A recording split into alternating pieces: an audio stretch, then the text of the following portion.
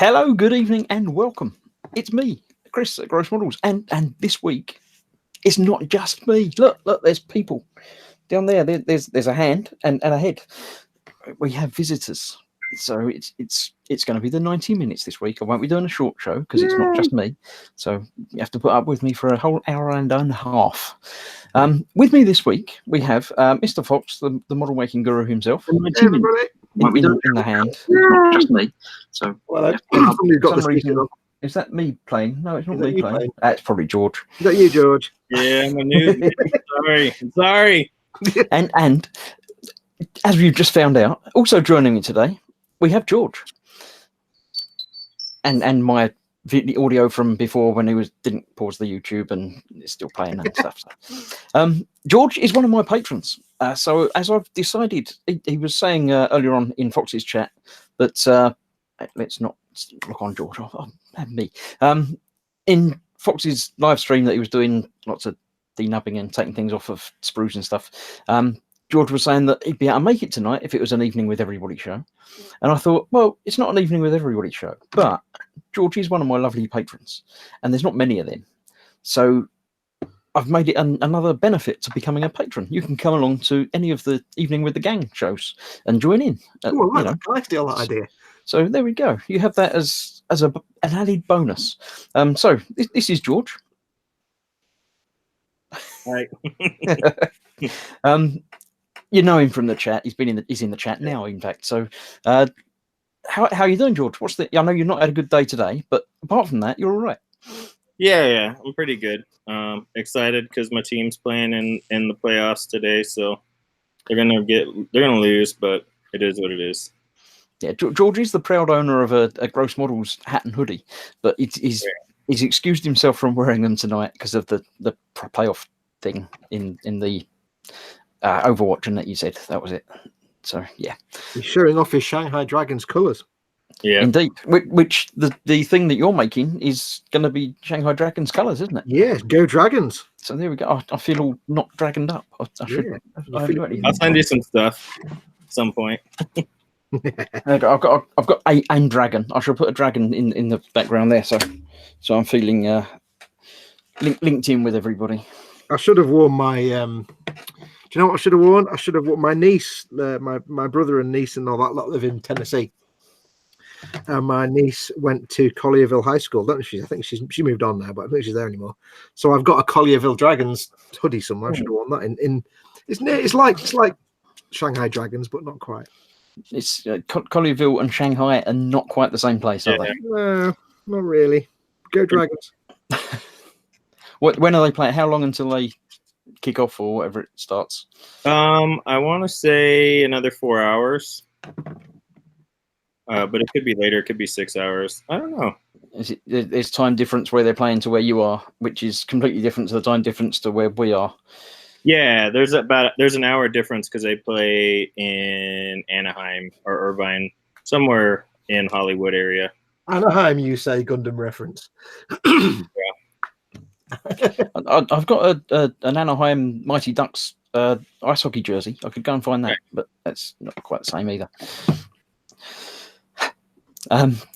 So we have we've got 12 people watching now. So apart from us 3 that probably count, so there's 9 of you watching. Right. So welcome all of you. The numbers normally go up a little bit throughout the course of the evening. Let's have a quick look through in the chat and see who's there. I don't need to check who was first because we all know who was first. Somebody who was always first wasn't first in my stream. I have to say this. I'm most disappointed.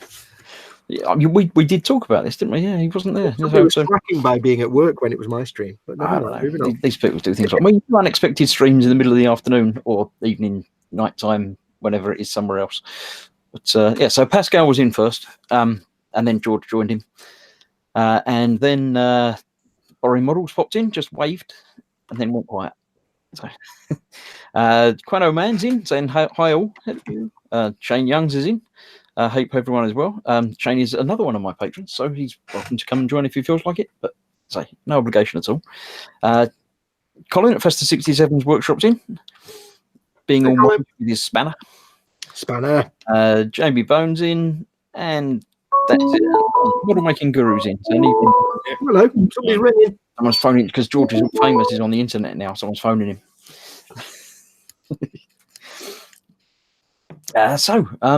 Yeah, George has muted himself because he's on the phone now. Yeah. So, we all know what you've been doing, Fox. What have you been doing, Fox? I am currently working on the Bandai Master Grade Sazabi Verkar. You know that off by heart as well, don't you? I'd have to look that up every time I said it. Look up all kinds of information. Yes, this is actually a build I am doing for George, who happens to be on the other part of this telly screen you're looking at now, Yeah. and is also one of my patrons. I think that's why he's come along, just to keep an eye on you doing stuff, to make sure you're doing it properly. stuff. You know, I make him send all his videos to me first to approve them. And I made the terrible mistake of friending George on Xbox Live, so I can never sit there and play on the Xbox. Oh, because now he knows when you've been skiving. Yeah. I have never bothered him while he's playing. Don't let him shame me like that. You just turn it on occasionally. It says, "Oh, he's playing Elite again." Yeah, there you go. How's this build going, Fox? Yeah, well, it's slow, mate. John, another one of my patrons is in. It's patron night. There we go. So, there we go. Saying hello all and hello to me especially. Hello. Again, John, you've got the link. Did you have the link? Yes, you've got the link. Shane hasn't got the link, but if Shane wants the link, I'll send it to him. We'll figure out a way of getting that done throughout. If you want to come in, let me know. Chris, you can put a post up on Patreon that's locked for patrons only. Yeah. You can indeed. That's probably the best way of doing it now. Yes. That's what I put up the announcement poster saying I was going to do it like that. You could do that right now if you wanted to. I could, but I don't. You can't do that and look pretty on the telly at the same time. Well, John's already part of the gang, you see, so he can get in through that way. Shane, if he wants to come in, will let me know and we'll sort it out. So we've got Munchkin Modelling Man 72. Yes. I don't know that name, so hello, welcome. He was in my stream. He's new to mine as well. Oh, well, there we go. You welcome to people. It's nice when new people come along. It says, good to catch a live feed for once. Yeah, mine wasn't that live. It was fairly live, most of it. Yeah. We'll see if we can go through the entire 90 minutes without Fox having to go off for a giant wee. No, I don't forget. I had 2 liters of tea during my stream and a liter of coffee before that, and I'm on the orange juice. I'm gonna be they're like a racehorse, mate. So you might not make it for the next hour and a quarter. Well, I haven't been for a wee for about an hour, so I expect at some point I will need to go for a ginormous wee. Well, at least there's not just you, so we can keep the audience amused while you're away. Yes. John says you wish you could join, but he's still at work. Yeah, you said you were going to make it as not a conference call, something. I can't remember what you said now. Well, Colin said hi to me, so hi, Colin. He says you got that in mind regarding Hangouts. So he's working along things like that. Colin knows Munchkin Modelling Man 72. Excellent. There we go. I don't mind if we don't know anybody. If you are new here and don't know anybody, just chat to them. They're all, well, most of them are nice people. Some of them are nice people. Yeah. There's a couple in there that will be all right. So you'll be all right. Mark Bale's in, so evening all as well. So yeah, what should we talk about tonight, guys? Ooh, what should we talk about? I've had my dinner. What did you guys have for your dinner? I had KFC. I told you what I had. Do you remember? You told me what you had. Yeah, I told you what I was going to have earlier. I've no idea. I don't listen to you when you talk to me. So. It was in the chat. I typed it. You read it out. Did I? Yeah, but I don't. I instantly forget. So you don't remember. I don't pay attention to what you tell me in chat. Don't pay attention to me at all. I had sausage and mash. Oh, that's right, mash. And I said, now you remember. Yes. How was your mash? Did it have the spring onions and the butter? It didn't. No, I couldn't be bothered with doing any of that. Oh. Did it have mustard? Oh. Oh. It had potato. Potato. Do you put butter in it? No, it was a ready meal thing. It came with sausage and mash, and it was just done. Put it in the microwave, and it was sorted. Yeah, best good way to make mashed potato. Put butter in there and put some little chopped up spring onions or chives. Oh, bit of mustard. Oh, nice. I'm not really a mustard fan. That's because you're weird. You're Southern Ponce. I told you before we've had this conversation. You Southerners don't do anything nice. Pascal's dipping Psycho Zaku parts in white pledge milk now. Oh.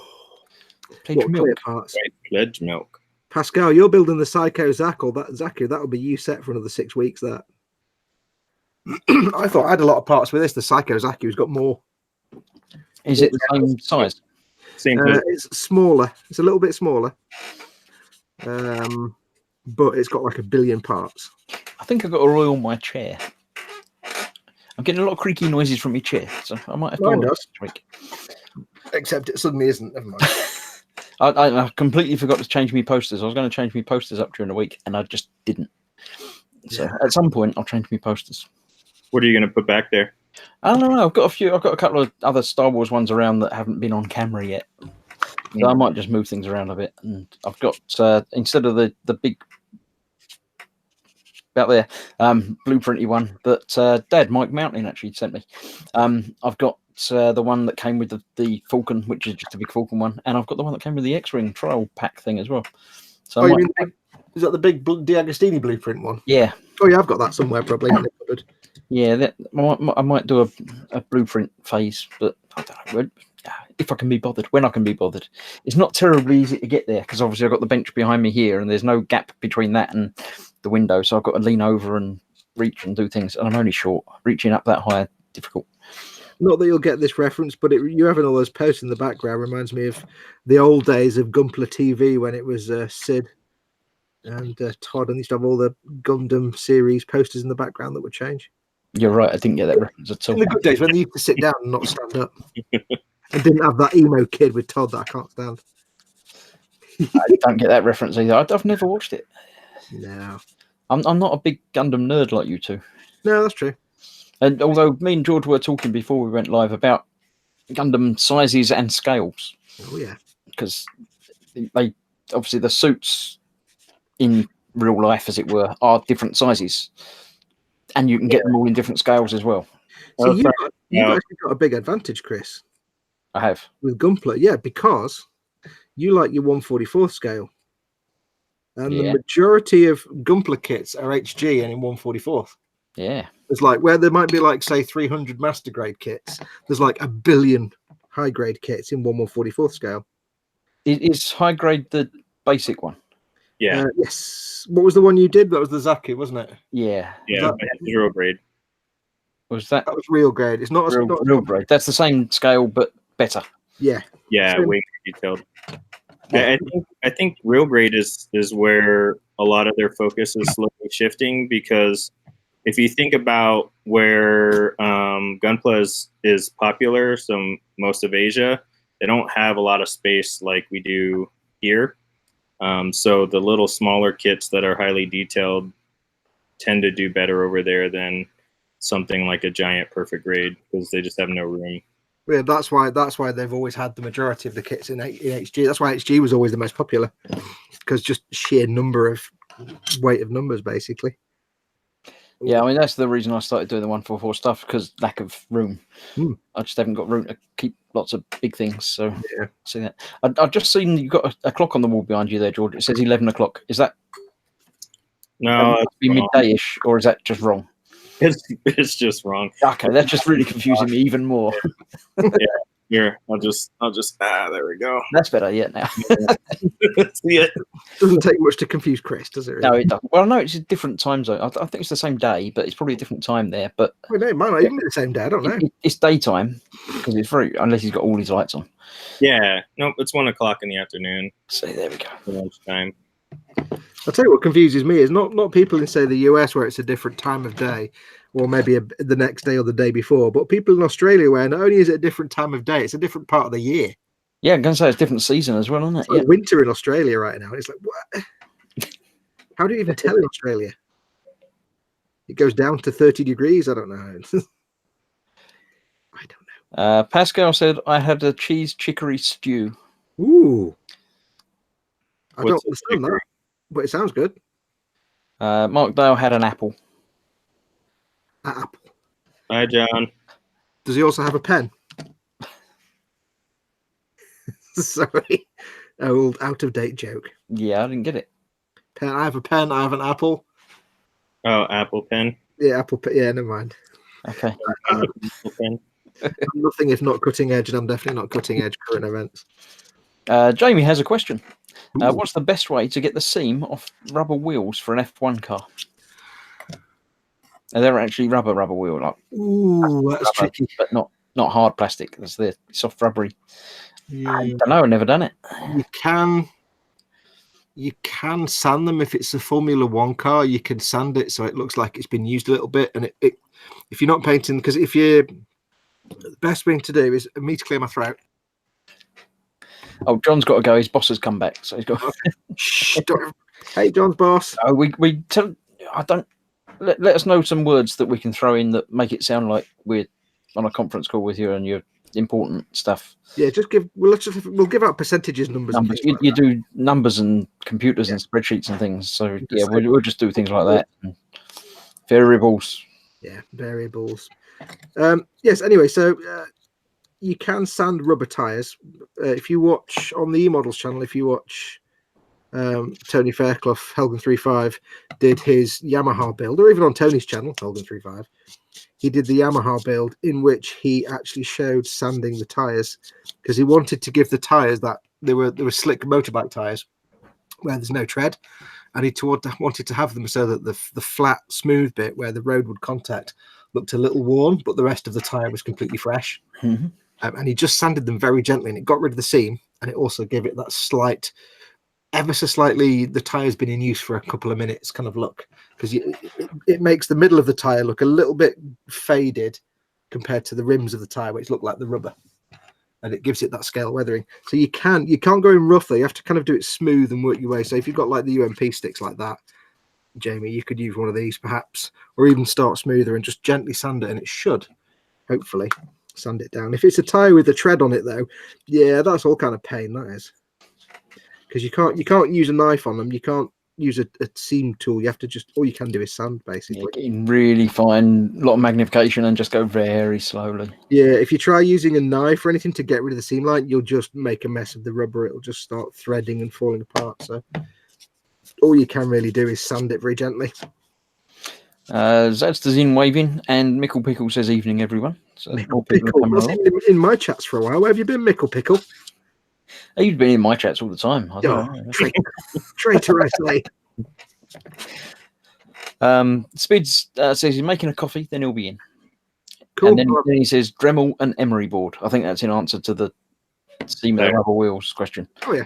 Unless he's making a coffee and a Dremel and an emery board, and then he'll be in. I mean, Spid's made a lot of bikes. So yeah, Jamie, someone like Spid or anybody else in chat who's a bike or car maker will have a much better idea about doing the tires. Yeah, Fox just does Gundam now, and they don't have wheels. No, I've done wheels and stuff, but I've never done slicks where you have no tread. I mean, or very little tread where you can just sand it.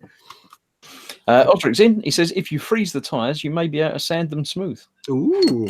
Because if they're a particularly soft rubber, then freezing them would obviously make them harder, and that makes sanding a little bit easier. Yeah. The problem with those rubber tires is it's like trying to. When I did my big Master Chief thing, it's like when you try and sand whatever that plastic is on there. It's the same stuff your car bumper's made out of. It kind of goes all fuzzy and fluffy if you try and sand it. Yeah, that's the trouble I had with the R2D2, not the R2D2, the 3PO. Yeah. Where he had his arm actuator things that were solid. I had to drill out the middle bit, and it's just horrible. You try and drill it, and it immediately melts. Yeah, I tried drilling out the barrel on Master Chief's assault rifle. It was the same. In the end, I was able to kind of sand it till it was a bit fuzzy, and then get some cement, some Tamiya extra thin, and brush that over it to get it all flattened down. And it melted it and flattened it a bit, but it can be a pain. Mickle Pickle says he's laid up, Fox. Meds knock him, but he does always watch. Okay, cool. Just doesn't always comment. So. Okay, well, as long as you're watching, that's fine. Your contract is fulfilled. I won't send the boys round to sort you out. Well, I will. Knowing you'd send the boys around, but you'd send them to the wrong country. Yeah, or I'd send them out and then you just give them some food and they'd be happy and they'd come back and I'd be like, yeah, I'll do. That's fine. Don't worry about it. Now, I know you're doing the Gundam thing, but what bit is it you're doing at the moment? What is it, a leg or a knee or something? This is, I randomly jumped into my pile of bits because I now have to, all these 3 trays here that are now full of bits. All of those, there's about 1 billion bits. They all have to be sanded and cleaned up. So I just got the first one. This is accessories and weapons. Okay. Anything to do with the shield, the beam shot, the beam rifle, the beam tomahawk, and the 2 beam sabers. And I think that's it. So Yeah, at the bottom of the shield right there. the big red bit's the shield of half the shield. Yeah. I mean, Right. but what I did do was earlier on, I'm not going to show you the box. It's got my address label on it, but I took the massive Sazabi box that's the size of a coffin and threw it in the bin and got a normal little cardboard box and put all my bits in there. Hello. We have a spid. A wild spid has appeared. That's a big chicken. And he looks like he's been working out, to be honest, but I'm not entirely certain. Spid smash. Hello. How have you been doing? Hello. All good, thank you. Sort of overworked as ever, but otherwise okay. I've been throwing some Agrax Earthshade on me 3D printed Hulk. Agrax Earthshade, get in. Don't lick the brush. So, I don't like brushes. It freaks me out, the thought of ingesting paint. It just It's harmless. It's part of the way you do it, but just don't do it with Agrax Earthshade. It doesn't taste very nice, I take it. It's the worst taste you'll ever put in your mouth. Trust me, and I've eaten a lot of things. I put a lot of things in my mouth. That doesn't sound good. No, I printed this one ages ago. I've had it sitting there for forever, and I threw some green on it the other night, and I've just hurled a load of Agrax Earthshade, and then I'm going to do a bit of dry brushing on it in a bit. Cool. You can follow. We've got John O.M.'s just come in and said, hello from Oz. It's 5:17 a.m. over here, so I might not be in the chat a lot. Just wanted to say, love my channel and love the Evening with Friends stream. It's great company for him. So hello and welcome. Good morning. Yeah, what on earth is he doing up at 5:17 a.m.? That's just not normal. G'day, bro. Welcome, mate. I think that's what time Fox started for me this morning. Is roughly 5:30 is when I jumped into his. Oh, that was. Oh, good God, was it? Holy cow! People Yeah. get up silly early. John is often making kits at like 4:30 in the morning and stuff. It's very strange. Madness. The only thing is, though, like, George, if you popped into my stream and it's 5:30 for you, that means you're actually up at 5:30. Whenever I wake up at 5:30 in the morning, it's to grumpily get out of bed, go for a great big wee, and grumpily get back in bed again. Yeah, that's the bleeding more. no reason to get out of bed at that time in the morning. To be sure, we don't know that he got out of bed. I did. My wife goes to work at about 5, so okay. I help her get ready and at the door. Oh, okay. Now, I think Chris was meaning Fox. Yeah, we only ever see In bed instead. Well, I've been in the Battle of Wills with my own body lately. To the bed. I've been in the Battle of Wills with my own body to stop my body waking up 10 minutes before my alarm goes off to go for a wee, which is really annoying. Or half an hour before you need to get up, because you have to get up, go for a wee, go back to bed, and you've got like 10 minutes. Yeah, them last 10 minutes are the best ones. No, but I'd much rather get up, say, 2 hours before my alarm goes off, because then I can go back to bed and snooze. Yep. Getting up half an hour before your alarm's due to go off is like, I can't snooze now, and I'm half awake and I'm grumpy and it's rubbish. Yeah, it's not good, is it? Zaz is saying that he's always hypnotised by Spid's stash in the background. So I'll lock on Spid again. He's quite a stash. It's not really that impressive. It's just that's just my motorbikes, and then underneath is the cars. I think it's very neat. That might be the problem. Yeah, I'm a bit OCD about the bike kits. I've actually got they're all in box order number. All the bike kits are in actual in order number of the number of the kits. They are all different as well, aren't they? Yes, apart from I've got 2 Ducati 916s. Oh, right, yeah, I can just about see that one. But that's only because one of them I bought and one a neighbour gave me when they were moving house, and he was digging out the garage and he said, "Oh, I've got these. Do you want them?" And one of them was this, which he'd started to paint very badly, and the other one was a 916. And the only other one that's duplicated or was duplicated is the Bimota Tesi, and that was because I bought one, and then about 3 weeks later, I was browsing eBay, and there was another one, and it was just so ridiculously cheap. I thought, I've got to just have a try at that. I'll probably not win it. I'll get out of it at the last minute, and I won it. So I ended up with 2 of those. But I'd like to do something different. I built one of them, which I did the video on, and I built it as standard. But I'd like to do something different with that when I do get around to that, but I don't know what. So are you going to build the one that you've got 2 of next, or start at the beginning, or? No, the Ducati 916, no, because I built one ages and ages ago. I built it as a military one. In fact, hang on, I'll go and fetch it and show you. So when you're building kits, do you have an order that you want to go through and build them in, or do you just, when you finish one, you think, I'm going to build another one, do you just look at the stash and think, I'll have that one? Or have you already decided what you're going to build next? Oh, right. I bought this kit. It's one of my favourite motorbikes. Also happens to be a motorbike that I have, although technically not this exact model because this is the single seater original one. But I built this one, and I did it in a sort of military desert camo style. Yep. And I put a big gun on because yeah, just a little bit. Yeah. Do you know that's giving me flashbacks to Street Hawk now? That is. I've always had like camouflage bikes and stuff. And let's be honest, how many of us have not fantasized about driving along the street and just blowing the crap out of some annoying person in front of you? But where would his legs go? There's the footrest there. Is the room for knees? So yeah, absolutely. The knee would rest quite nicely on top of the ammo box Okay. behind the cannons. You see, might get a little. Whenever anybody asks me a specific question like that, technically, like where would his legs go, I follow the example of Michael Okuda, an engineer designer for Star Trek: The Next Generation. When Stephen Hawking asked him how warp drive works, and he simply said, "Very well, thank you." So yeah, I built that one, and then because I built that one like that, I thought I want one to build as proper sort of original colours. Then I bought that one, and then as I said, my neighbour ended up giving me another one. So I've had 3 of these, but yeah, that was actually for a group build on a forum years and years ago that I used to be on, and it was a what if kind of group build thing.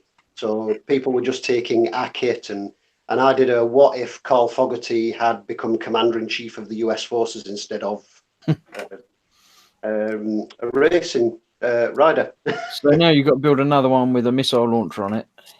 Well, I haven't got to, but that wouldn't be bad. I really love that gun. I was so pleased with that gun. That's made out of Q-tips. Oh, it's a scratch build. Oh, nice. Yeah. Nice. Cotton bud minigun. So yeah, but you know what's next, though, don't you? You've got a Warhammer one. You've got to do a Warhammer bike. I did that Oak one. No, I mean you've got to take a normal bike and then like Warhammer it. Warhammer. I could do that. I did me AMR 90, didn't I? So I did my little personnel carrier thing on the car.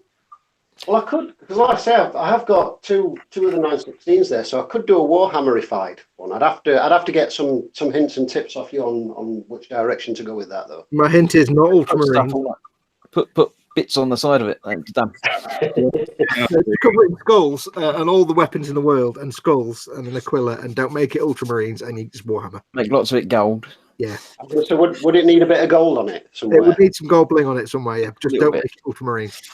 John O.M. says that he had to do a wee walk. He's not normally awake at this time, but he's an ex-truck driver, so early mornings aren't unusual for him. He's got a 144 Fairplay. He's made RC. I'd love to show you on day and morning. Yeah, I mean 144 Fairplay. That's the tugs that I built. So they're only that big. Oh, so radio control is quite a challenge. I was about to say, is that a Ford? But that's a Ford Fairlane, isn't it? Yeah, I was thinking Fairlane, but yeah. Ford Fairlane. No. Does it mean that the actual model kit and he's made it into a radio control? Or? I would assume so, but he's there. He might answer. You never know. He might have gone back to sleep again because it's still very early. Yeah. With the Yes, it's still there. Can you tell us? Was it the actual kit? Like Tell us more. And even better, if you're in the Model Makers Boom Hut, put some pictures up and video and stuff. That's the easy way of pictures and video. Get it in your bathtub.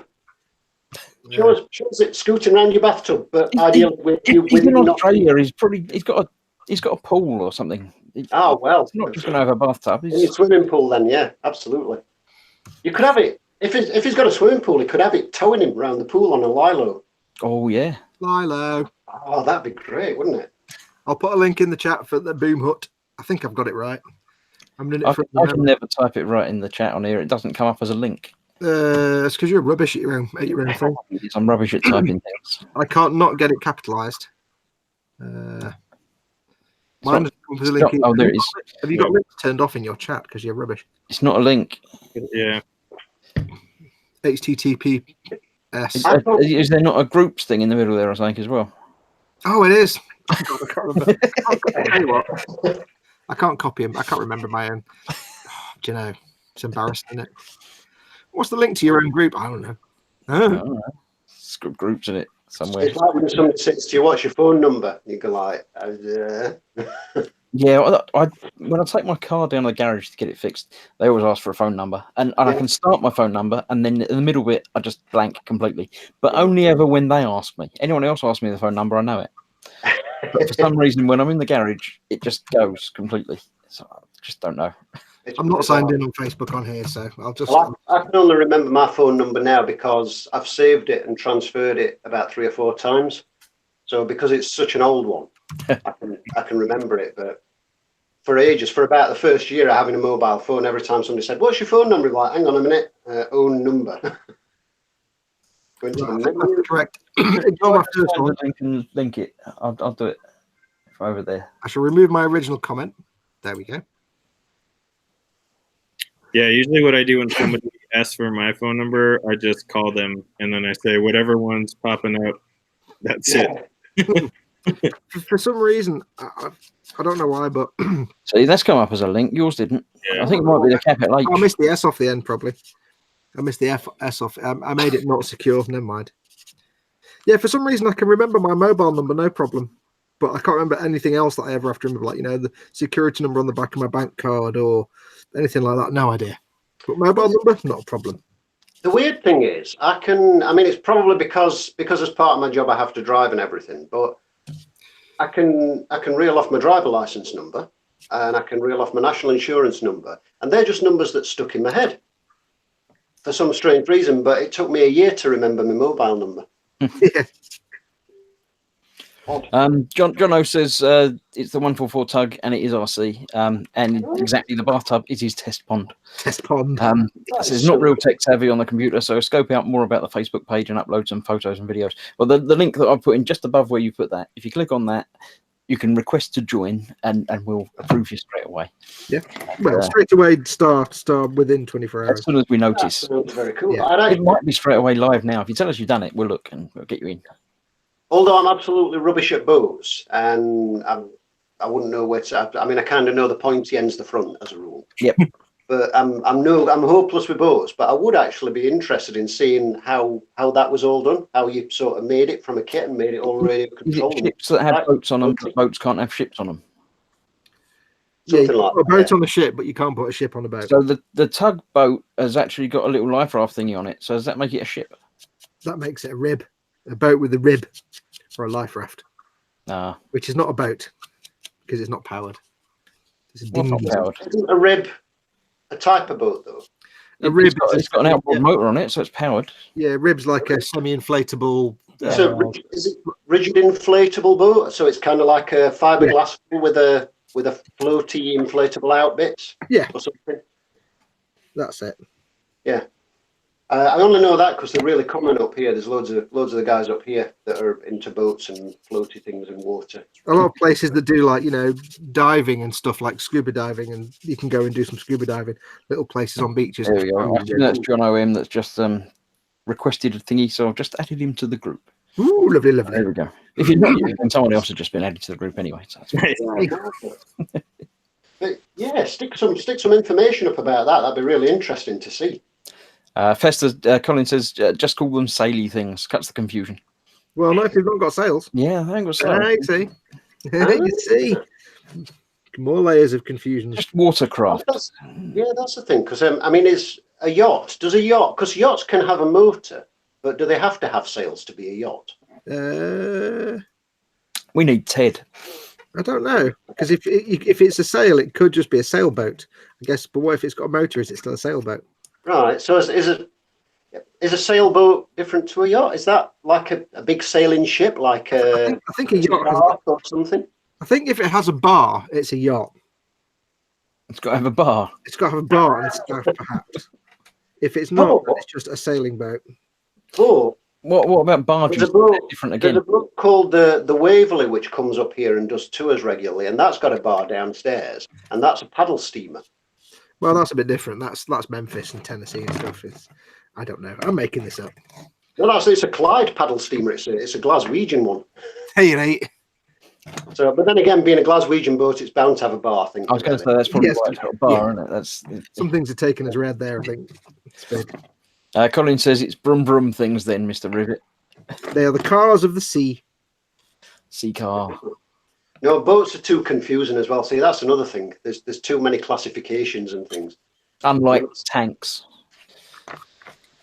Or Yeah, bar- you can kind of, as somebody who doesn't know anything about army, you can get away with calling pretty much anything with tracks a tank, because people know what you mean, even though might not be correct. Yeah, but the same with bikes. There's a lot of different classifications in bikes. I don't know anything about them. As far as I'm concerned, if they got wheels, they're bikes. Two Well, wheels. yeah, but then you see you've got tanks and you've got self-propelled guns. See, I will say that the thing with motorbikes is it's a fairly recent thing. It's basically from the 80s, because a sports bike prior to the 80s was a bike that you raced. So there was a class for racing Honda C90s, the Honda Cub, the little sort of pizza delivery bikes. There was a class for racing those. So technically they were sports bikes when they were racing. And sports bike only came to mean a bike with fairings like that from the 80s onwards, because they started putting these on to help streamline them and make them go faster. So is there no basic difference between a sports bike and a normal bike? Just the not really. fairings? A bike's a bike. It's like I said, the 80s was the sort of birth of aluminium monocoque sort of frames, and then a bit later on into the late 80s and 90s, they started using the engine as a stress member to the frame. And then from the early 80s, they just started putting fairings on them. You look at sort of 70s GP, all the bikes that raced in the 1970s GP, you couldn't buy those in a shop. They made those fairings for them. They built the frame, they put a big fast two-stroke engine in them, and they built those fairings around them. So anything with a fairing pre-1980 was aftermarket. You either bought an aftermarket for touring or to make it look sporty. Did you just go into James May mode there, Spid? Sorry? Have you just gone into James May mode? I have, yeah. But it's Mad Max, right? If you see the original Mad Max movie, there's two of the bikes in the biker gang that have got fairings on. Now those bikes were never made with a fairing, and those fairings were actually made by the guys who made the film in their garage. And there's a company somewhere in America that makes a replica of those fairings, and they will quite happily take an arm and a leg in exchange for one. Of course. On your Z900 these days. But yeah, that's how they came about. So when people say sports bikes now meaning bikes with a fairing, they never used to be. They used to race bikes, naked bikes, bikes without fairing, not naked riders, bikes without fairings. Actually, having said that though, there's a guy called Rolly Free. And when you've got a minute, Google Rolly Free, and he set a. Not one of these dangerous Google things again, is it? No, it's not too dangerous. Google, to be But honest. he set a land speed record on the salt flats on I think it was a Vincent Black Shadow, basically wearing a pair of goggles and a pair of Speedos, laid flat with his feet sticking out behind for streamlining. And it's a hilarious picture. If you just Google Rolly Free and you'll see a picture of it, and he's laid flat across the whole thing with a pair of Speedos and goggles, laid with his feet sticking out behind the bike. Might not want to look at that. It's so funny. I don't know how successful. Just says he just sent the request. I just got it and approved it. The other one was just someone that's got a very similar name. So yeah, there we go. He's going to have a look around and see if any of his other models are worthy of posting. Everything's worthy of posting. Everything. See, the thing about the Boom Hut is, when I set it up, the whole point about the Boom Hut is it's open to everyone, from somebody who's 5 years old making their first kit to somebody who's old and like us, or even hardcore professionals. We've got people in there who's doing their first build. Yeah, we've got people in there, professionals. We've got guys in there that just do glass blowing. We've got a glass blower in there. people that make puppets. It's open to everybody of every skill level. Yeah, unless you're too good. If you're too good, you might get kicked out.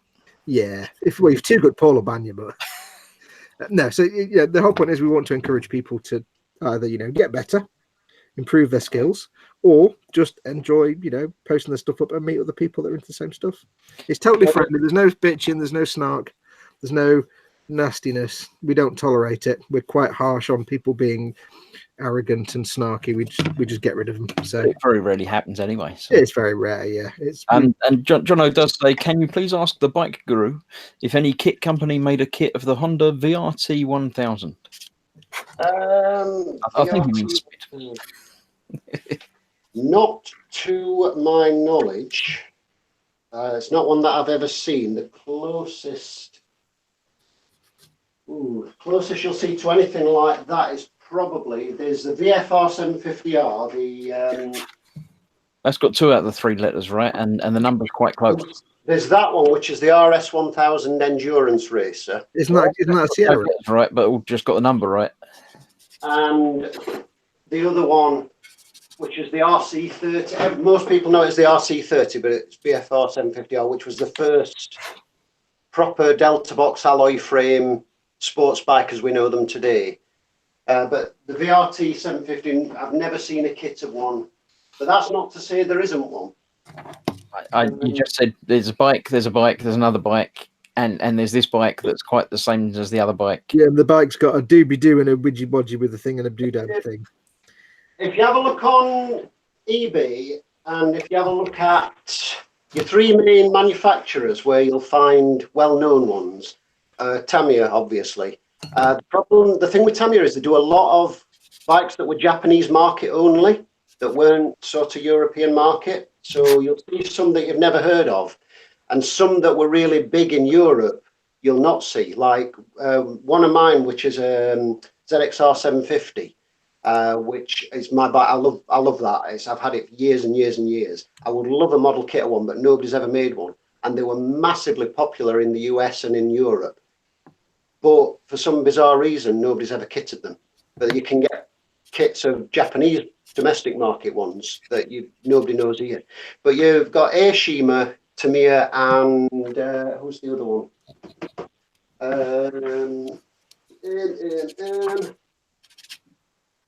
There's another company that makes. I cannot, for the life of me, remember what they are. But Airshima and Tamiya are your two big ones, and Airshima makes some nice ones. Revel do make a few bikes, but not very many, and they are repops of. Italeri do some bikes, don't they? Italeri, yeah, but they tend to be 1/9 scale and a bit shit. Don't hold back. Say what you feel. Yeah, they're great if they've got. They do have 1 or 2 bikes that nobody else does. So if you really do want a particular model and they've got it, they're okay. But the quality, if you're used to building Tamiya bikes, they're nowhere near the same kind of detail. Did you just have a list of manufacturers and Revel wasn't at the bottom? Well, no, Revel do a few, but the repops of things like. They do a Black Shadow, which is a repop of an old Matchbox one, I think. So they're all sort of repops of like Airfix, Matchbox, that kind of thing. All right, so they didn't really make. The thing, like I said, the Black Shadow was a really popular one, and they're one of those kits on eBay that if the original Matchbox one goes for stupid money, so much so that when I looked for one. I just wasn't prepared to pay the asking price. Sometimes, Chris, when Revel get put in a list, they're always grateful when they're in a list with anything from Italeri, because quite often Italeri are actually worse. Ah, right, okay. So Revel often look good when they're put in a list with Italeri as well. Yeah.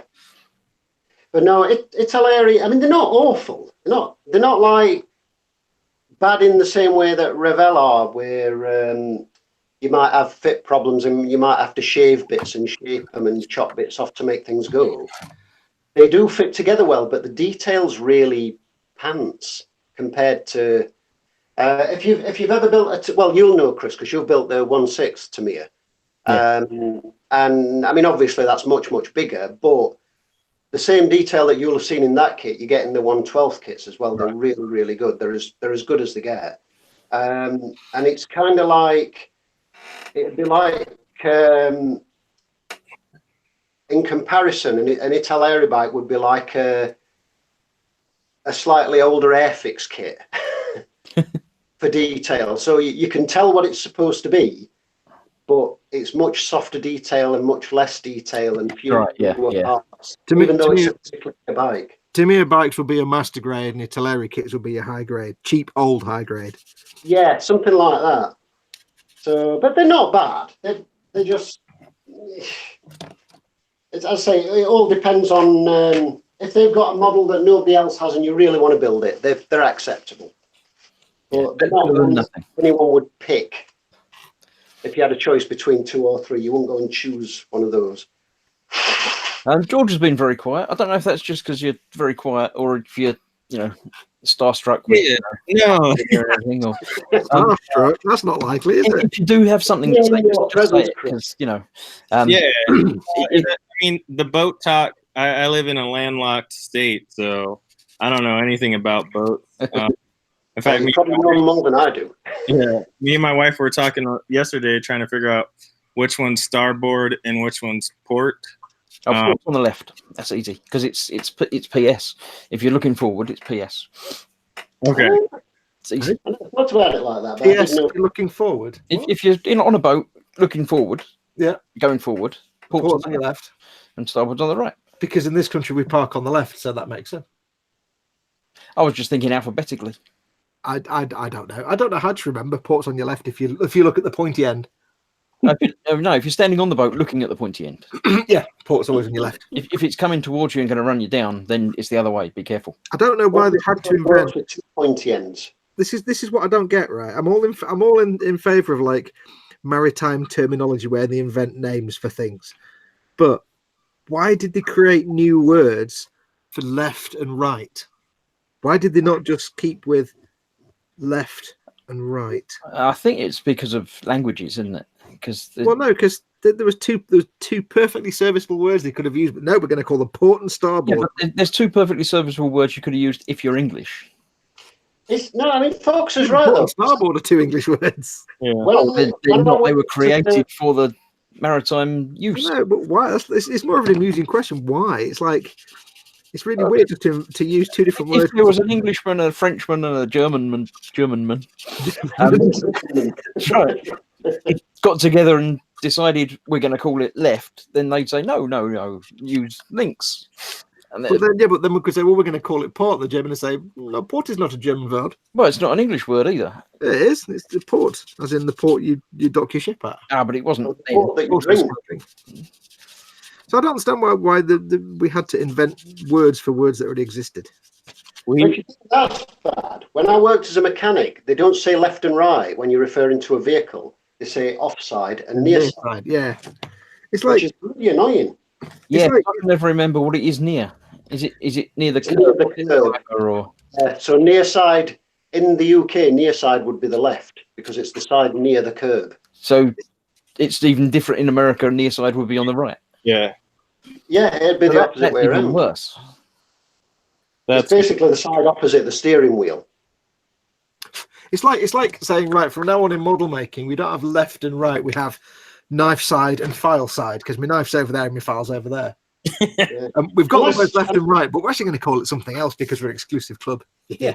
It's weird, isn't it? I've never thought of it before, but why did they invent 2 new words for something that already had? They did it because of possible misunderstanding in whether is it left as you're facing forward or left as you're looking at it? Well, you could say, is it port as you're facing forward or port as it's the same thing. Yeah. It's really weird. I love the English language sometimes, and sometimes it makes me just want to pull my hair out. Right, can I point out that I have now sanded and denubbed and sanded about 7 or 8 parts. How long are we going for?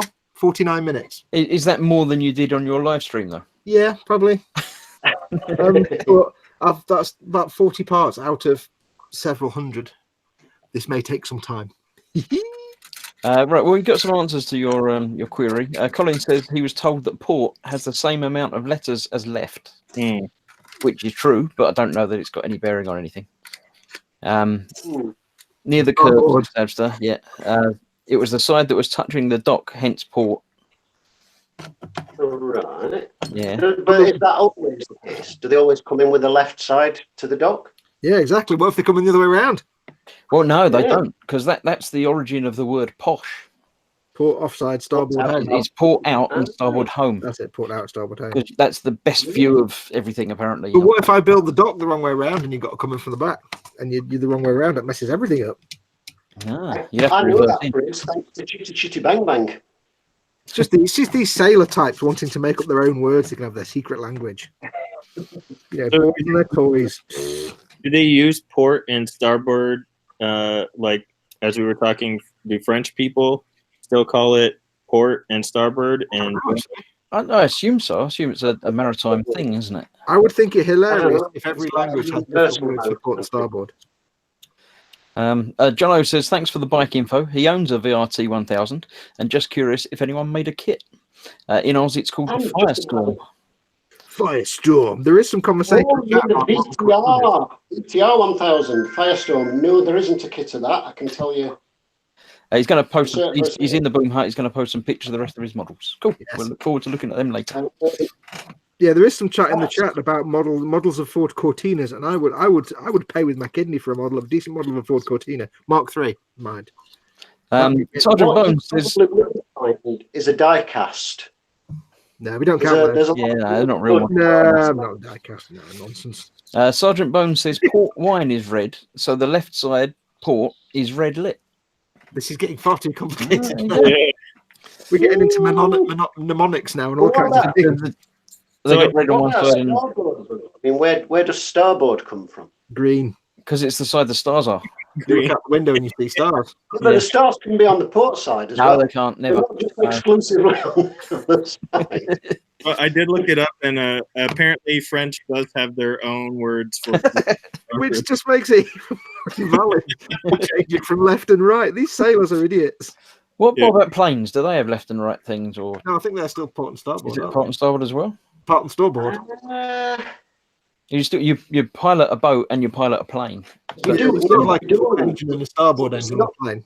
Yeah, it's true. Certainly not for civilian flying, because when I was doing my PPL years ago, not for maybe for civil aviation they do, but not for when you're training for your PPL as a civilian. They say left and right, because I remember one of the rules, one of the first things you learn is if there's any potential collision, is a thing that you basically have going through your head all the time is you brake left. You always brake left. So if you see something on the horizon and there's potential collision, you actually brake left, and then the other pilot does the same. Because if you Okay, just take your best guess, they can both go the same way, you see. So they do say left and right from a PPL perspective, but maybe for civil aviation, if anyone's ever done any civil aviation exams, or Is that the same everywhere, or do Americans do it on the other side? hopefully it's the same everywhere. Right, I've decided now in model making we need to start this. We're going to replace left and right with left will be blip and right will be spemulon for no reason whatsoever. Okay, so are you doing a blip leg next, or I'm doing these are chiral, so it doesn't matter which, unfortunately. But these will become the universal terms for left and right in model making in England and Blip and English-speaking spemulon, countries. did you say? Eh? Blip and spemulon. Blip and spemulon. And you know blip is left because it's the shorter word.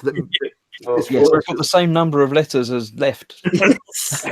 Exactly. The other one is just randomly just not the same at all. Well, apparently there's 34 people watching now, so we've started a movement, and we'll see how fast it spreads throughout the Yeah. universe. Yeah. So everybody from now on, if you're doing model making, blip is left, spemulon is right. The How do question you spell spelling and lom? So, we'll talk into this by Sunday, or will he forget? I'll forget instantly. Yeah, It's really up to you. FYI, there is a 1/24th scale diecast BTR 1000, which is a replica of a race bike. Yeah, so Oh, no, that's just a display model, isn't it? You can't do anything with that. It is. Well, you can and you can't, because some of the people on, there's a couple of motorbike builders groups, and some of them exclusively buy diecast models, take them all apart, strip the paint, and then modify them and add bits and rebuild them and paint them. So you can do that if you want something specific. You could but just, you're a lot more limited than you would be with a model kit. yeah, if you can get the same as a model kit, you might as well get the model kit. If you're a model maker. Yeah, if you can get it as a model kit, absolutely. Yeah. Spemulon and Blip. Must remember that. I'm going to forget that now. Jono says, if you'd like to confuse the bike guru, jump on Google and look up tugboat, workboat navigation lighting. It changes vastly due to what type of work and job the boat is doing. Good God. But they still have Blip and Spemulon. That's just unnecessarily complicated, isn't it? So yes, we have a nice view of the Blip side of that particular model. The Blip side. Looking from the Blip. So they'll be getting shortened as the Blip side and the Spem side. Are we shortening it already? We've got to let everyone learn the full word first. Well, the thing is, if you're a surly naval type, you probably say starboard anywhere rather than starboard, as these naval types are wont to do. Yeah, because they said forward instead of Forward, yeah, and they say all these words that they squish down because they're all pirates. Arr. Well, it's like doctors. Why do they say stat? What does that mean? I've never known that. Never known that. It doesn't mean anything. It just means now, doesn't it? Don't know. It's like tree. It's probably some Latin phrase that means now. Again, replacing words with words for no reason. Immediately, or I think stat just is doctors' versions of cree. It's Greek. Latin. Apparently Latin for instantly. Oh, So they could just say now, which again, English language is rubbish. Rubbish. The English-speaking people are idiots. I suppose. See, I'd never heard that until I started watching things like ER and Grey's Anatomy. So did they You've just? probably not been in many operating rooms in real life. Well, no, this is true, but I'd certainly never heard it on Casualty. But did they?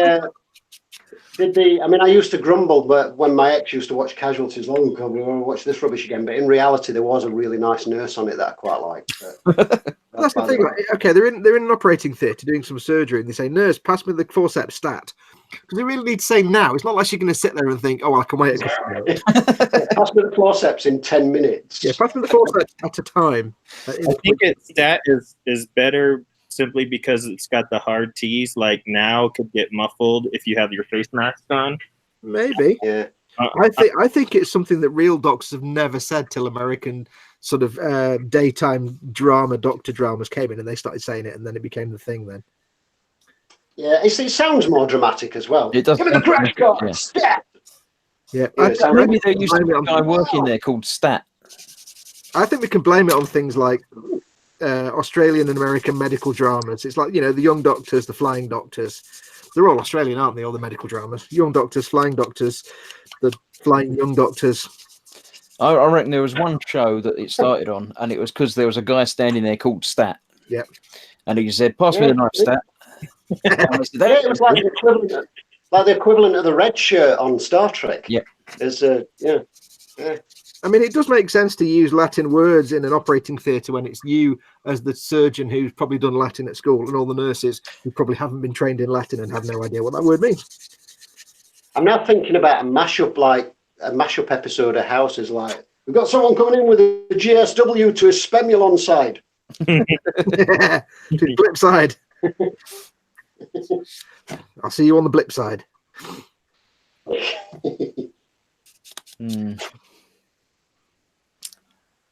There's lots more red there. Where we've gone with this whole conversation. There's a lot more red there than there used to be. Is that all shield? These are all shieldy bits, yes. It's a big shield then, isn't it? It's. I'll show you how big the shield is. Almost how big the shield is. Let me get my box. Here is the inside part of the shield. Okay. So that all goes on the outside and spreads out further than that. Yes, it's probably about that big. But then you can take his heat hawk and put it on the shield to make it stick out down there. So it's a sizable bunny, I'll tell you that. What grade is this one? What size? Or this is master grade, so it's 1/100 scale. right? Is that about the same size as the Zaku that Chris did? No. Same size as what, sorry? It's probably twice that size. The Zaku I did was 1/44 scale. It's Right. probably about twice the size. And stood about that tall. Yeah. But the suits are different sizes as well. So Well, Yeah. here's an example for you.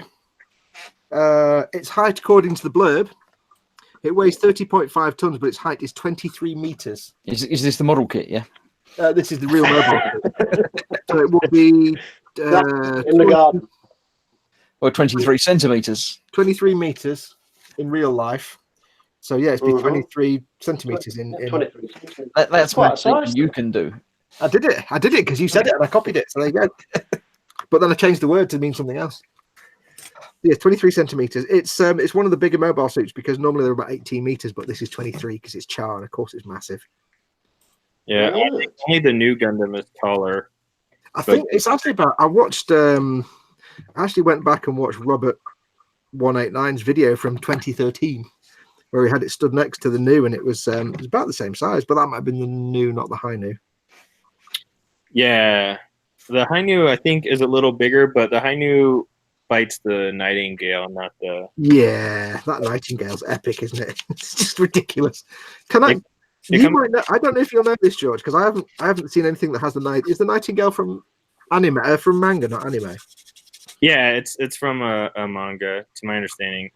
Did they ever explain what the enormous sticky out front Rudy bit is? No, Because if anybody wonders, Zone of Enders.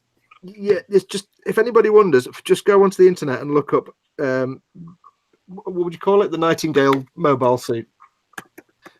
You'll see what we mean when we talk about the big sticky out lady parts, gentlemen. Is it like a unicorn but in a different place? Yeah, it's kind of a very feminine looking mobile suit, apart from this enormous sticky out probing area in the. Now it does come in handy. It's a good handle you can hold on to while you're moving it around and holding it and building it. But Does that not make you feel a little bit strange? Yeah, I've never built one, but it's weird. It's a very strange design. The Japanese don't seem shy about putting rude things on mobile suits. It's only rude if you think it's rude. You can't not possibly. Chris, just go and look it up now. No, No, I'm not Googling things you tell me to Google. Never again. Look up high grade Nightingale, and you'll just see. Vincent Zinn has missed model making. And Phil Lewis has just come along as well. Say hi. Hey, Vincent. Hey, Phil. George, there was something I was going to ask you. Just did. No, it was something else about the mobile suits and the Gunplas and stuff, but I forgot what it was now. Because you started talking about the Nightingale's large parts, and it got me flustered. You got all flustered. I got all flustered and I flushed. Kenneth's here as well. Good morning. Good morning, Kenneth. Hey, Kenneth. All around the world watching now. That's great. G'day, bro. There was another Australian in earlier. Do you know Jono? Is it John? Jono was in Australia, wasn't he? Yeah, Kenneth and Jono probably know each other. There's only 3 people that live in Australia. And millions of spiders. Right? Yeah. It is Oh amazing. my word. It is amazing if you look at a map of Australia and you look at the areas of Australia, the mainland, that are actually inhabited, because it really is tiny around the edges. There we go. That's the Nightingale with its rather generous appendage. Yeah, that's a very well endowed mobile. Can you show us again? Spid, show it up again, mate. You might want to lock it on Spid then, Chris. Okay, I'm looking at the grey gun, but I shouldn't be looking at that, should I? That's not the bit that most people end up focusing on. Okay. Yeah, So we don't know why. No, it's got a Ferrari look to it. Yeah. It's a cool suit though. I like the sort of pointy angularness of it. Yeah. That's cool. Pascal says you should Google the 1/100th wound wart. Wound War. Oh, I've not seen that one. I know of it. I haven't seen it, though. Advanced Zeta. That's a nice kit. I like the Wound Wart. Apparently, it has an even bigger thing. If that's what they're talking about. I was going to say the Nobel. That one's super. I mean, I have to admit, because I'm doing this now, and I did the Strike Rouge a month or so ago.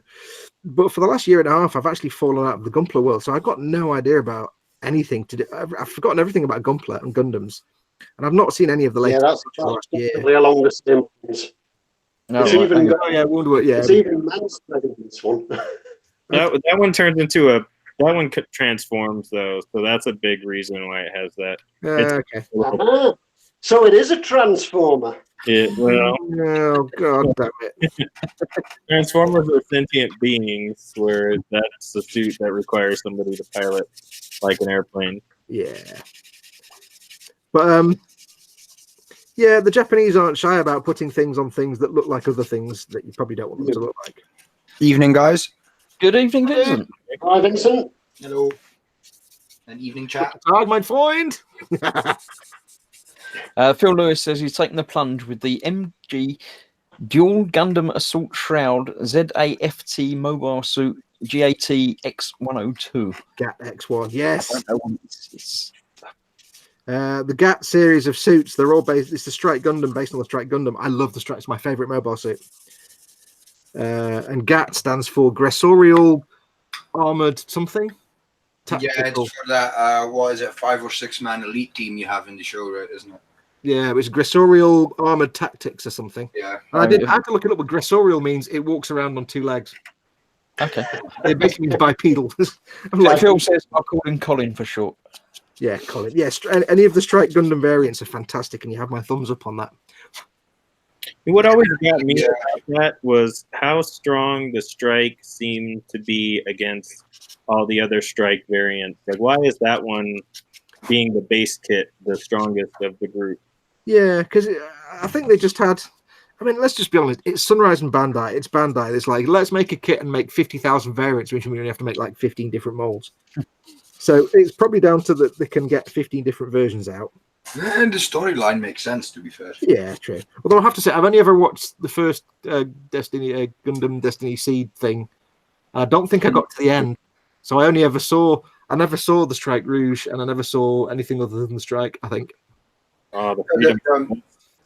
I don't think I even got. Is that in the first series in the Freedom? Yeah, it's the last fight. Oh, because I don't think I actually ever got around to finishing. I think I actually got bored. I think I got bored. Well, you know, the thing is, the spin-off GAT series of Gundams is basically built by the other dudes, and Strike itself was built by Anaheim Electronics. Maybe that's what. By Orb. I actually forgot. I think the thing with Seed is I didn't mind. Everybody like refs on Destiny on Seed, and they go, "Oh my god, terrible!" And I'm like, "Well, it was all right. It was kind of boring, and I didn't care about anybody, and I got confused by all the different factions in the end. It was all right. I don't understand the hate for Seed. I'm just not a fan of the kind of whiny pilots, I guess is the best way to put it. Yeah, So, there is Kira. I like the pilots in like IBO or Gundam Wing. I hear, With Hero Yui types. yeah, just the IDEAF type of. I'm just gonna get stuff done. I mean, IBO was great because he just literally was. I don't care what I'm doing. I just do what he tells me to do because I owe him my life. And Yeah, I've forgotten all the names. I do They're apologize. talking about stuff, but I don't know what they're talking about. yeah, that's how I felt earlier. Yeah, this is the other side of 20 minutes about motorbikes. Just drop something in about Optimus Prime or Megatron, you'll be fine. That's fighting talk. I can start talking about World War II armor for the last half hour, so Yeah, no we one can. understands but me then. Come full circle. Yeah. Sergeant Bones said, Speaking I of World like War the Xeon II, mechs, they look proper. That crane, Vincent. Yeah, my wife agrees with Sergeant Bones. She only likes the Xeon suits because the Gundams after a while they all start to kind of look the same. They're all Like, after a while, they all look the same. yeah, but the Xeon there's a lot of or the other side. See, to me, the Xeon are the good guys of the series. Yeah, I mean they're just I can't believe you made a stance as to good and bad guys. Normally it's just left grey and nobody reads Did he it. just say he likes the space Nazis? Yeah. I mean, according to their independence. Earth sent them out there and then was like, "Oh, we're still going to tax you." Now, this as an American, when somebody very far away is controlling you and wants to tax you, we generally fight back, right? That's our history, I think. Counterpoint, they dropped a colony on planet Earth, wiping out half the population. So I don't know if they're the good guys if you wipe out. Yeah, it's kind of a black mark, isn't it, that one? The politics are just very, very blip. It is. Yeah, you blip spending on politics. You blip leaning or spend leaning. Yeah. Yeah, that's the beauty of Gundam. A bit like the Warhammer this is similar in that there's no clear good guys and bad guys. Like in Warhammer, there's no real good guys. They're all just broken and corrupted and evil, and there's no good guys. And in Gundam, a lot of times there's no clear good guys and bad guys. There's a couple of exceptions. I mean, Gundam Wing, I think, is the purest form of what I'm sorry, I don't know your name. George. George. Yeah, well, it comes up on screen now. He hasn't been watching till I haven't Vincent paid attention to it yet, but I think Gundam Wing comes closest to what George said, where it really is the colonies rising up against the oppression of the Earth governments. Well, that kind of makes sense. But I mean, I only got about halfway through Gundam Wing and I had to stop watching because I didn't understand the damn thing that was going on. But I didn't understand why all the colonies rose up, but they didn't tell each other. So they're all fighting each other, and it's like, I don't understand who's fighting for what now. And I gave up. That's part of the way they kept control on the colonies, that they couldn't band together, because that had happened in the past, and they quickly put an end to that. They kept them all separate, like splinter cells. Yeah. Shane says he's agreeing with me. I've got no idea about what they're talking about.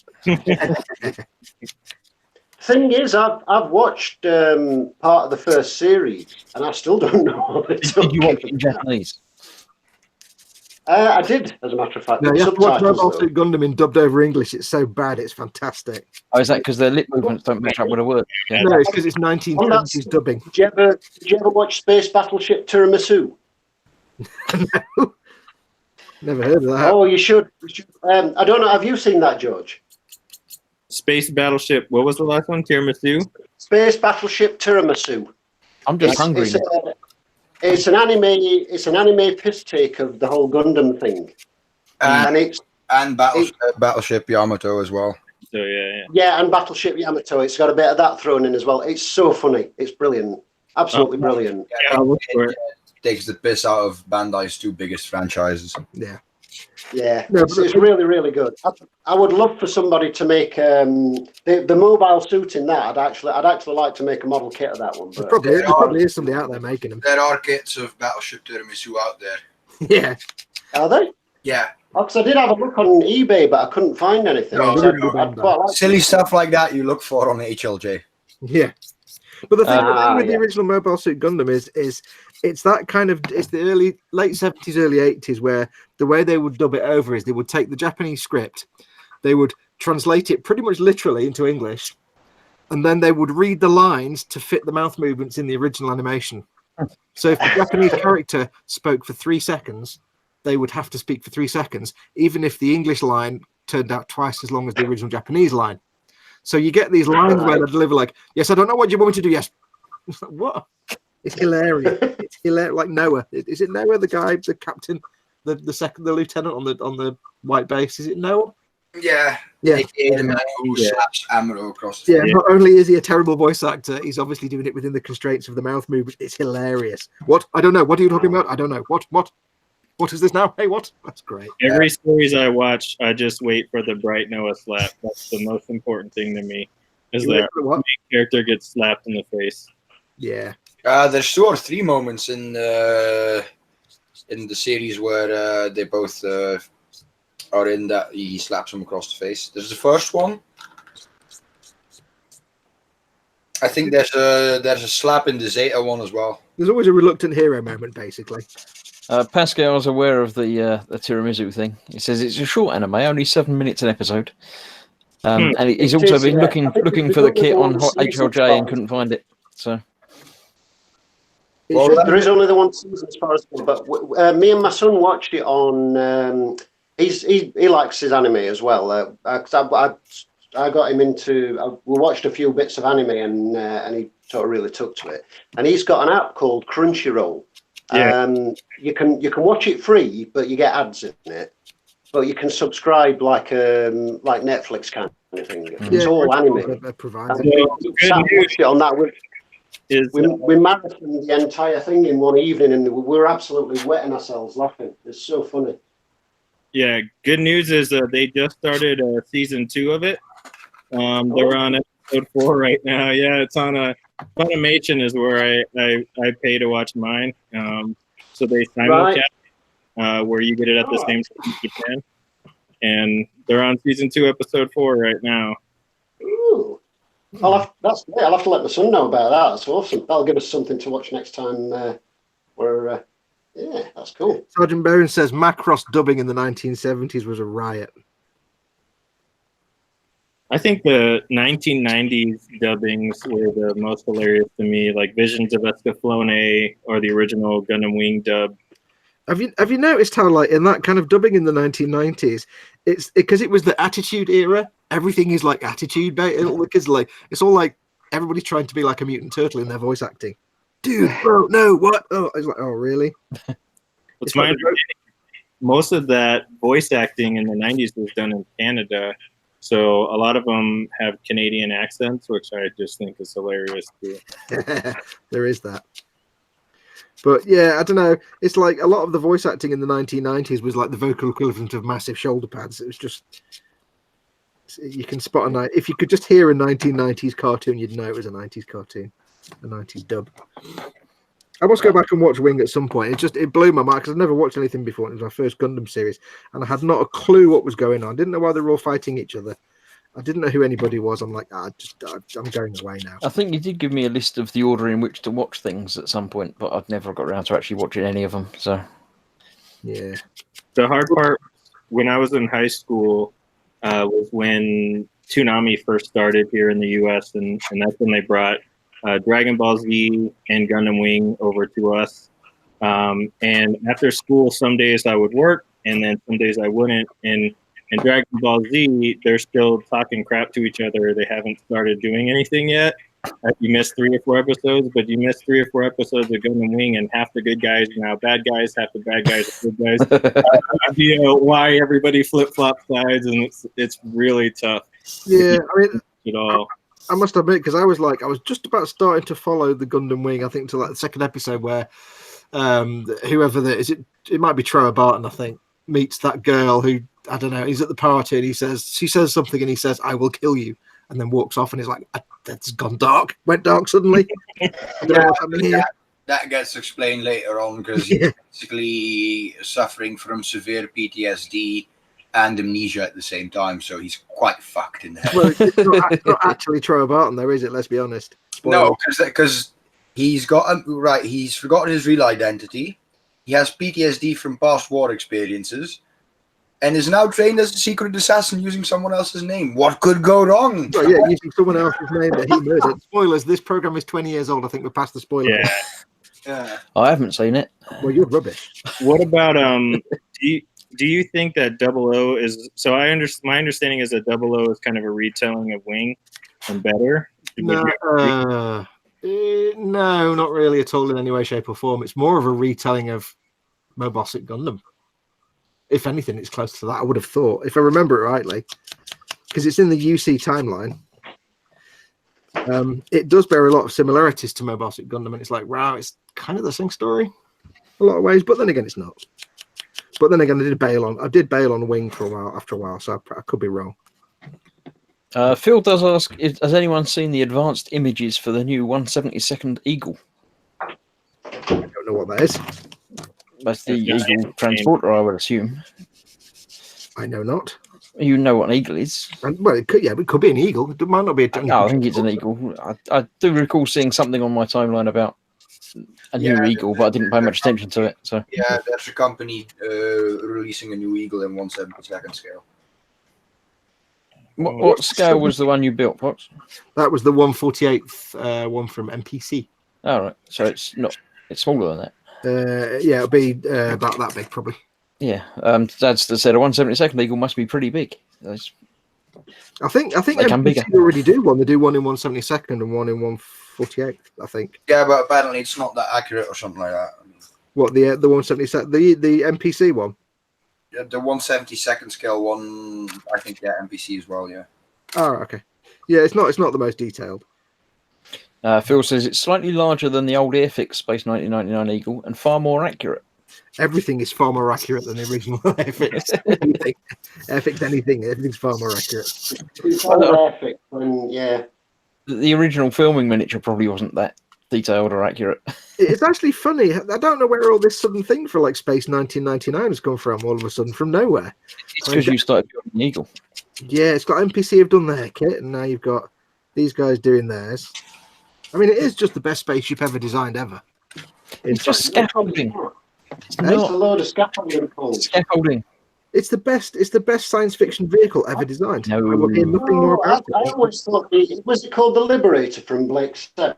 No, that's just nonsense, backwards rubbish nonsense. It's just a Ah, ball with that some was spiky bits. cool. I don't think those are words, Fox. Nonsense, backwards, rubbish, nonsense. Yeah, that's not. That's not a It sentence. conveys exactly the message I was trying to convey. No, I mean it's a classic ship. The whatever it's called. What's it called? The Ladyfinger? No, the what? What was it called? The Liberator. That's it. Liberator, yeah. It's just one of those like fantastical ships. Whereas the Eagle is like you could see that being a real thing that actually worked on the moon. Yes, you can see it being made out of everyday materials like Yeah, scaffolding. It's just boring. It's scaffolding. It's got character. You expect to see Character like and a charm, and it looks kind of interesting, and it makes nice you expect to noises. see like a build signboard on the side called Bob's scaffolding. Yeah, drink milk or something, eat grass. Or something. It's got character to it. Where the other spaceships are like boring. Like that, I'm gonna annoy half the people watching now, but it's not my channel, so I don't care. Firefly was not a pretty ship. It wasn't a pretty ship, but it's a very good ship. It's all No, kind you're of silly and upset. lumpy, and it points in the wrong direction. There's, Yeah, but it's still a lovely ship. no, I I didn't really like the like design of Firefly. Firefly. It didn't make any sense with the pointy down bits and The ship's not called Firefly. Well, I know. Serenity, I know. What's the That's ship? Firefly class. It's a Firefly class. Yeah. What was it called? Firefly class. Yeah, but it's called Serenity. Serenity. That's Serenity. It's like, That's where the title for the movie comes from. Yeah. You know what's weird is I watched the movie first. I didn't know that the series existed. So when I went to go watch the series, I thought it would be like the movie. And I was like, wait, this is a comedy. Why did they change it so much for the film? Yeah. See, to understand maybe the not- film and what's going on in the film, you've got to watch the series first. Was the movie not light-hearted? Not as light-hearted, no. It, Yeah. it had moments. That's where they but- took the world's longest running comedy series and made a serious final episode. I'm like, wow, that was terrible. Yeah. Never understood that. You take a slightly comedic franchise and suddenly do a serious thing. It's like, nah. It was good though. I mean, they made it more real and grittier and darker, and the whole thing with the Reavers and everything, because they mention the Reavers in the series, but you never really see any sort of true nastiness with them. They're always like the boogeyman that's in the background. Never, yeah. I did actually get around to watching Firefly, the series, eventually, but I can't remember anything about it, really. I'll be really honest. There's only like a dozen You've got to episodes. watch it. It's so good. Yeah, I vaguely remember a bit. Space Cowboys. That's what we really need to know. Yeah.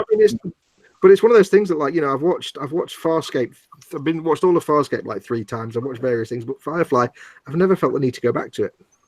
No, I don't know. Yeah, no, Firefly is Farscape is very different, but Yeah, Farscape's just silliness. Yeah. Yachts. it's got very strange as well. I never really got into that. I tell you one that was really weird. I tried to rewatch. I watched 1 or 2 episodes when it came out. I tried to rewatch. Was Lex. And my Yeah, Oh, that God, Lex was terrible. Lex was just the worst thing in the Yeah, world. that was very strange. I I did watch. it was I did abysmal. watch Andromeda again. Oh God, Andromeda was terrible. You can't watch I tried to Andromeda again. rewatch Lex, thinking it might actually be good. I might have just not remembered it No, properly. you didn't. No. It's not. Zadster says the Babylon 5 ships were mostly pretty decent. And Munchkin Modeling Man 72 says Babylon 5 was an awesome series. I never watched Babylon 5. I never got into it. I didn't like it. I don't know why, but it just completely passed me by. I keep meaning to watch it from the beginning again, but then I'd watch something else. I think I just saw Babylon 5 as a poor man's Star Trek at the time, because it was like Next Gen and DS9 kind of era, and I was Yeah, like, I think it was definitely trying to cash in on those fans, but yeah. yeah. And it was like, I think to me, I'd watched. It sounds weird to say it, but Next Gen was more convincing and realistic than Babylon 5. Babylon 5 was some actors looking pretty on a set with some puppets, and you know, makeup and stuff. Whereas I see Babylon 5 more like Space Precinct, whereas I see Next Gen and Actually, DS9. you know, when you watch Babylon 5, the storyline's pretty good. Yeah, I didn't really. Also, my cousin used to love it, and I hate my cousin, and he's banned from the family, so that's probably the reason why I hate it. But hey, Space Precinct, huh? That was not the best.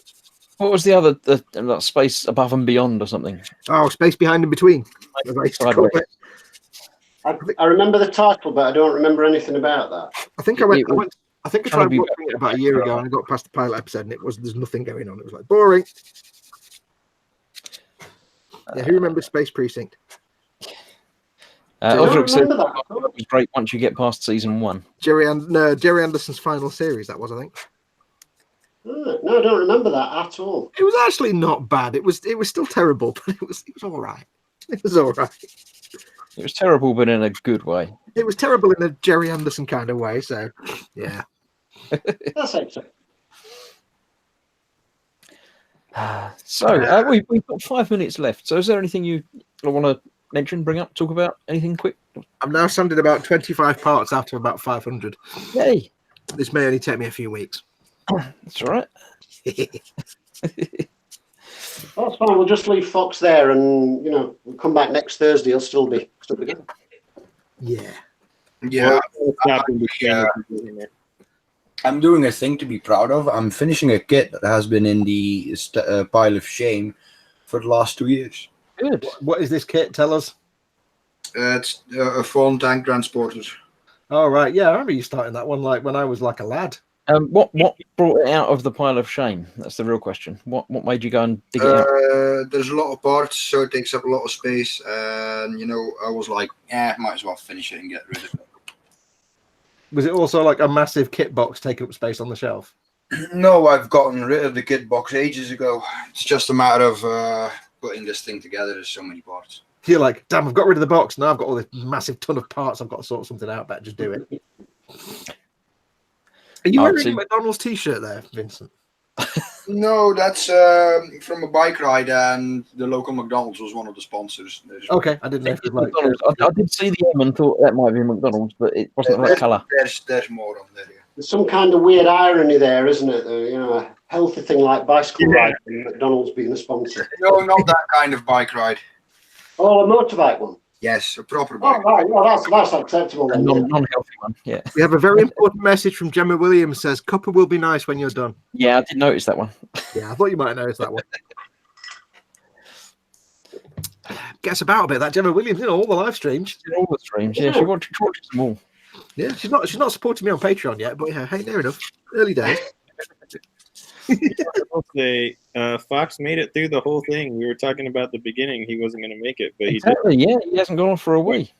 Oh yeah, that's the point. I forgot about that. I was busy having fun. He forgot to go, but he might not have forgotten to go. So, I'm not in a wet patch. Jono says, thanks for the info and company, fellas. I'll try and get the pics up on the page. It's been an absolute joy watching. I'm off to get ready for work. Take care of. So, yeah, have fun at work. I'd love to see a video of that boat. Yeah, we want to see your boat. Get your boat out on the page, and we'll. Chris likes big boats, and he cannot lie. It's a tiny boat. I won't complete that because of copyright. So it's not a big boat. As Edster says, she's clearly a stalker.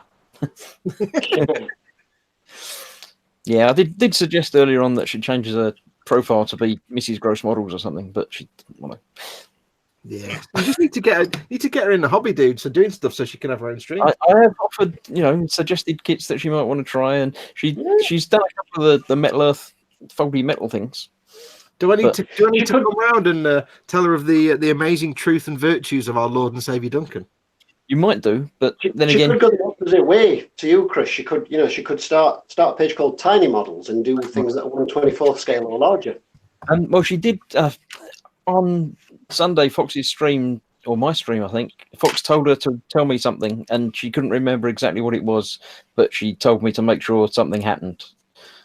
I've got no idea. It was about weapons to put on the orcs, I think. I've slept since then.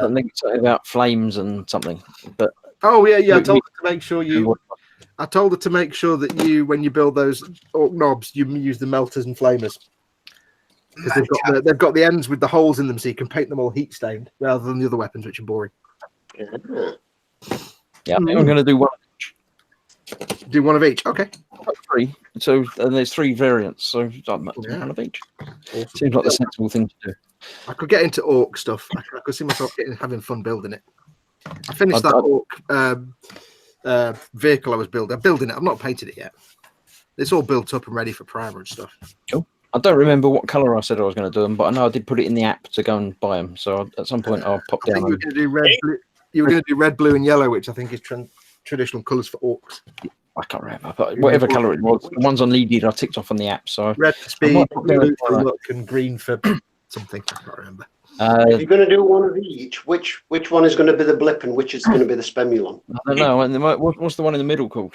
Middle. There is no middle. Sansa says that she'd need to wear two thin coats all the time, though, if she's doing that. There you go. Shane says, watch it. Fox has started sprouting his evil about Warhammer. Yes, I'll come around with a pamphlet. You got a pamphlet. We won't let you in. It's fine. You don't need to worry when Fox starts talking about Warhammer. You need to worry when I start talking about it. Oh, Yeah, dear. because you think I'm obsessive about Warhammer and I go on about it a lot. You haven't been in a hangout with Vincent, on an offline hangout with Vincent. Trust me.